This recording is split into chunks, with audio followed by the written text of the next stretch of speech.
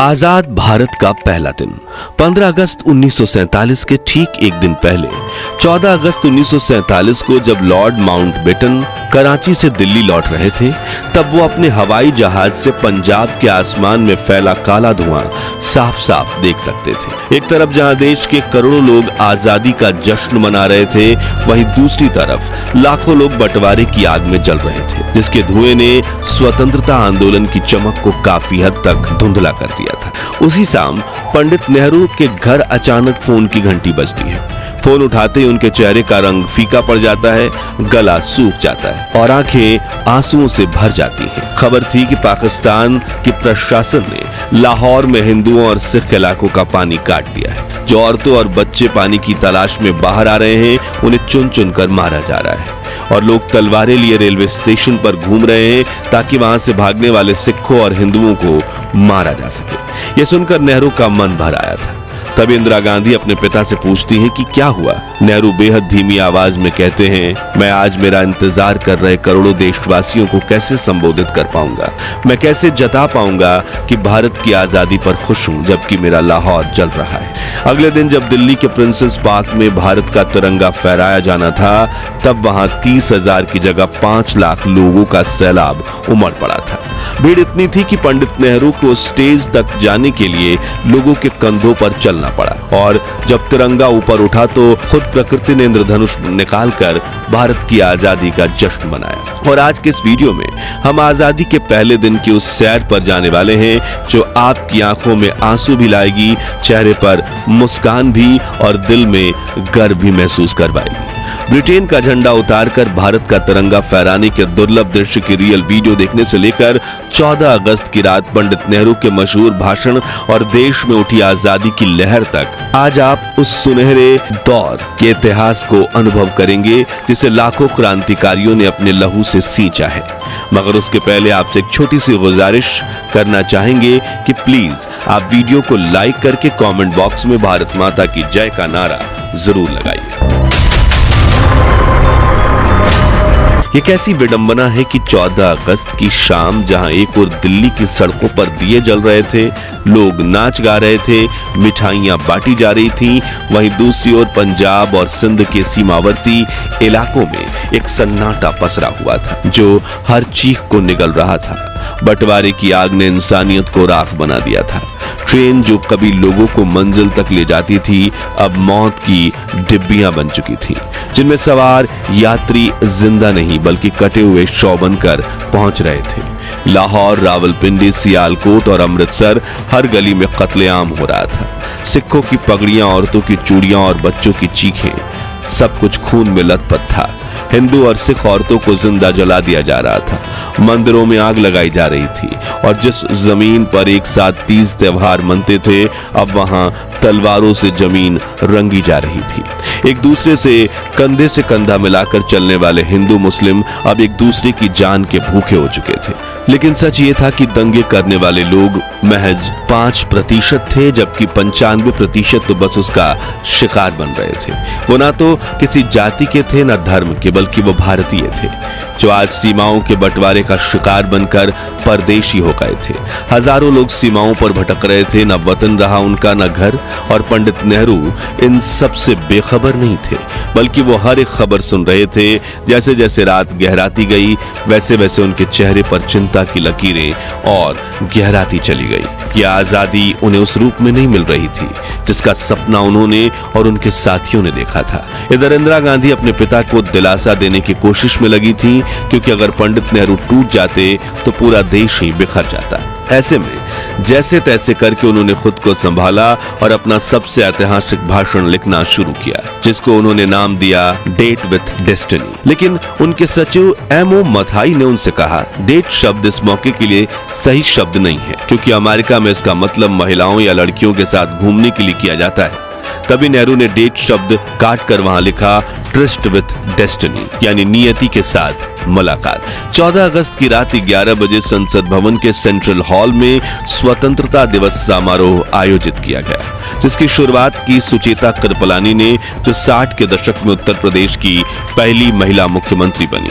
उन्होंने सबसे पहले अल्लामा इकबाल का गीत सारे जहां से अच्छा और फिर बंकिम चंद्र चटर्जी का वंदे मातरम गाया, जो बाद में भारत का राष्ट्रगीत बना।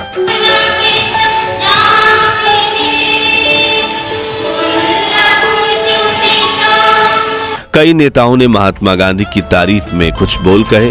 हम अपनी श्रद्धा और भक्ति का उपहार महात्मा गांधी को भी भेंट कर 30 वर्षों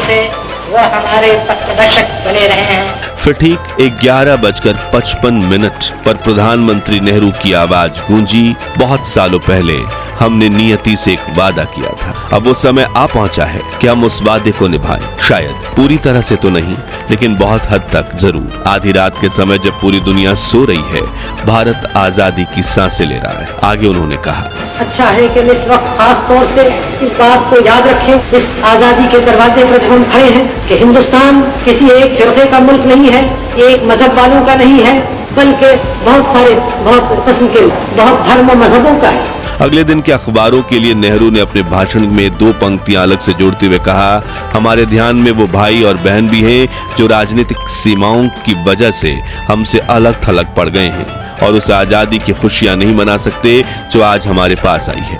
वो लोग भी हमारे हिस्से में हैं और हमेशा हमारे ही रहेंगे, चाहे कुछ भी हो। फिर जैसे ही घड़ी ने रात के 11 बजाए, शंख बजने लगे, वहां मौजूद लोगों की आंखों से आंसू बह निकले और महात्मा गांधी की जय के नारों से सेंट्रल हॉल गूंज गया। ये वही गांधी थे जो उस ऐतिहासिक पल में भी देश की धार्मिक एकता के लिए नोआखाली के गांवों की पदयात्रा कर रहे थे। राष्ट्रपति सुभाष चंद्र बोस का 51 बैलों का रथ बाबू की।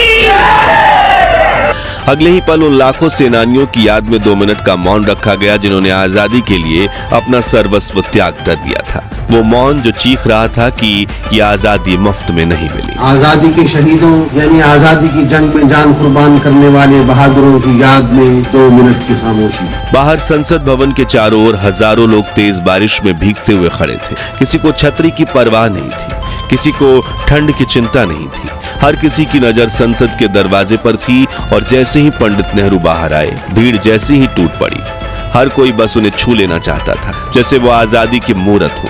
वरिष्ठ पत्रकार खुशवंत सिंह लिखते हैं, हम सब रो रहे थे और अनजान लोग एक दूसरे को गले लगाकर बधाई दे रहे थे। वो ऐसा पल था जब भारत सांस भर रहा था, 200 सालों की गुलामी के बाद आजाद हवा की पहली सांस। उस रात का जश्न शब्दों में नहीं समाया जा सकता। न्यूयॉर्क टाइम्स का एक रिपोर्टर लिखता है, दिल्ली की सड़कों पर हिंदू, मुस्लिम और सिख एक साथ नाच रहे थे। लोग खुशी से चिल्ला रहे थे। यह दृश्य न्यूयॉर्क टाइम्स के स्क्वायर के न्यू ईयर सेलिब्रेशन से भी ज्यादा जीवंत और ऐतिहासिक था। देश के हर शहर की हर गली में दिए जलाए गए, हर कोने में वंदे मातरम गूंज रहा था। आजादी सिर्फ एक तारीख नहीं थी, यह उन करोड़ों लोगों का सपना था जो अब हकीकत बन चुका था। 15 अगस्त की सुबह 8:30 बजे लॉर्ड माउंटबेटन ने जवाहरलाल नेहरू को स्वतंत्र भारत के प्रथम प्रधानमंत्री के रूप में शपथ दिलाई। आइए इस ऐतिहासिक क्षण की दुर्लभ वीडियो देखते हैं। और हमारे सब प्रधानों के सामने फेडरल कोर्ट के चीफ जस्टिस न्यायमूर्ति श्री हरिलाल कन्या के हाथों देश सेवा की शपथ लेते हैं। इसी तरह गवर्नर जनरल के हाथों अपनी नई हुकूमत के मुख्य प्रधान पंडित नेहरू और दूसरे प्रधान देश सेवा की शपथ ले रहे हैं। बाहर खड़े हुए लोगों का जोश खरोश बढ़ रहा है, इस इंतजार में बेताब हैं कि कब नेताओं के दर्शन हों। आप हैं स्वतंत्र भारत के पहले प्रधान। उधर दिल्ली की सड़कों पर लाखों लोगों का सैलाब उमड़ पड़ा था। सड़कें लोगों से इतनी खचाखच भरी हुई थी कि गाड़ियां छोड़िए, साइकिल पर भी सफर करना मुश्किल था। मगर इतनी भीड़ में भी ना ही कोई भगदड़ थी और ना ही कोई लूटपाट और चोरी। बस हर कोई भारत माता की जय के नारे लगाते हुए आगे बढ़ता जा रहा था। इस भीड़ को पहुंचना था दिल्ली के प्रिंसेस पार्क में, जहां लॉर्ड माउंटबेटन और पंडित नेहरू देश के पहले स्वतंत्रता दिवस पर पहली बार ब्रिटेन का झंडा उतारकर भारत का तिरंगा फहराने वाले थे। अब भीड़ का अनुमान तो 30,000 लोगों का लगाया गया था, लेकिन देखते ही देखते वहां 5 लाख लोग इकट्ठा हो गए, जो न सिर्फ भारत बल्कि दुनिया के इतिहास में कुंभ मेले के अलावा कहीं भी एकत्रित हुई सबसे बड़ी भीड़ थी। चारों तरफ सिर ही सिर दिखाई दे रहे थे। मंच, बल्लियां, रस्सियां, वीआईपी की कुर्सियां, सब कुछ भीड़ में बह गया। ढोल बजाने वाले किनारे दबकर रह गए और मंच के पास इंसानों की ऐसी दीवार खड़ी हो गई, उसे आर पार हवा भी मुश्किल से गुजर पा रही थी। इस ऐतिहासिक पल को याद करते हुए डोमिनिक लैपियर और लैरी कॉलिंस अपनी किताब फ्रीडम एट मिडनाइट में लिखते हैं कि वहां ऐसी माएं भी थीं जो अपने बच्चों को उफनाती भीड़ से बचाने के लिए गेंद की तरह हवा में उछालती और फिर पकड़ लेती, मानो इंद्रधनुष के नीचे बच्चों की बरसात हो रही। इस दृश्य को पहली बार देखने वाली 17 साल की पामेला माउंटबेटन की आंखें हैरानी से फैल गईं। जब मंच तक पहुंचना नामुमकिन लगने लगा तो पंडित नेहरू ने मंच से चिल्लाकर कहा, लोगों के ऊपर से चली आओ, उन्हें बुरा नहीं लगेगा। पामेला ने कहा, मैंने हील्स पहन रखी है। नेहरू बोले, उन्हें उतारो और हाथ में पकड़ लो। और पामेला सच में अपने सैंडल हाथ में लेकर भीड़ के सिरों पर चलती हुई मंच तक पहुंची। इस ऐतिहासिक पल की शोभा तब और बढ़ गई जब नेहरू भी उन्हीं के रास्ते मंच पर पहुंचे। तब माउंटबेटन की बग्घी भीड़ में ऐसी फंसी कि वो हिल भी न सकी। फिर उन्होंने चिल्लाकर नेहरू से कहा, लेट्स होस्ट द फ्लैग। वही हुआ, पहली बार पंडित नेहरू ने भारत की धरती पर भारत के लोगों के बीच अपने हाथों से अपने देश का तिरंगा फहराया। तोपों की सलामी दी गई और माउंटबेटन ने अपनी बग्घी पर खड़े खड़े तिरंगे को सलूट किया। इस दौरान जैसे आसमान ने भी अपने भाव प्रकट किए। तिरंगे के ठीक पीछे एक शानदार इंद्रधनुष उभर आया। लोगों ने आसमान की तरफ उंगली उठाकर कहा, देखो भगवान भी भारत की आजादी का स्वागत कर रहे हैं। उस क्षण ऐसा लगा जैसे पूरा ब्रह्मांड भारत की इस नई सुबह पर मुस्कुरा रहा हो। लॉर्ड माउंटबेटन, जिनके नाम से एक समय भारत थर्राया करता था, आज उसी भारत की जनता माउंटबेटन जय के नारे लगा रही थी। ऐसा सम्मान किसी अंग्रेज को 200 सालों में कभी नहीं मिला था। उनकी आंखें भर आई थी।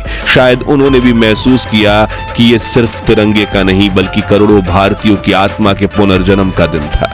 तो दोस्तों, अगर आप भी देश को आजादी दिलवाने वाले स्वतंत्रता सेनानियों पर गर्व करते हैं तो उनके सम्मान में कमेंट बॉक्स में जय हिंद जय भारत जरूर लिखें। ये वीडियो अच्छी लगी हो तो इसे लाइक और शेयर करके 21,000 लाइक्स के लक्ष्य को हासिल करने में हमारी मदद कीजिए और हमारे महान भारत के इतिहास से जुड़े ऐसे ही दुर्लभ वीडियोस के लिए इस चैनल को सब्सक्राइब करके पास वाली घंटी जरूर बजा दीजिए। जय हिंद जय भारत।